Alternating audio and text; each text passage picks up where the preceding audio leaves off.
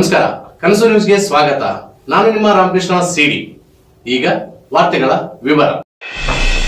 Koppal breaking 17 ದಿನದ ಗಣಪತಿ ವಿಸರ್ಜನೆ ವೇಳೆ ಯುವಕನಿಗೆ ಚಾಕು ಇರಿತ, ಮೂವರ ಮೇಲೆ ಹಲ್ಲೆ.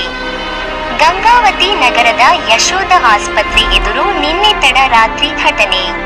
ಗಣಪತಿ ವಿಸರ್ಜನೆ ವೇಳೆ ಡಾನ್ಸ್ ಮಾಡುತ್ತಿರುವ ಯುವಕರ ನಡುವೆ ಗಲಾಟೆ ವಿಕೋಪಕ್ಕೆ ತಿರುಗಿ ಚಾಕು ಇರಿತ. ಒಂದೇ ದಿನ 17 ಗಣಪತಿಗಳ ವಿಸರ್ಜನೆ ವೇಳೆ ಘಟನೆ. ಗುಂಡಮ್ಮ ಕ್ಯಾಂಪ್ನ ಗಜಾನನ ಯುವಕರ ಸಂಘದ ಡಿಜೆ ಎದುರು ಡಾನ್ಸ್ ಮಾಡುತ್ತಿರುವ ಯುವಕರು.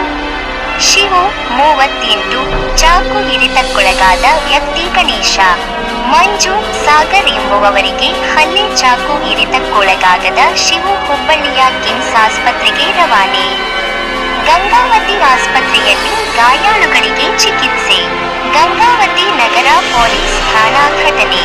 ವರದಿ ರಾಮಕೃಷ್ಣ ಸಿಡಿ, ಗಂಗಾವತಿ.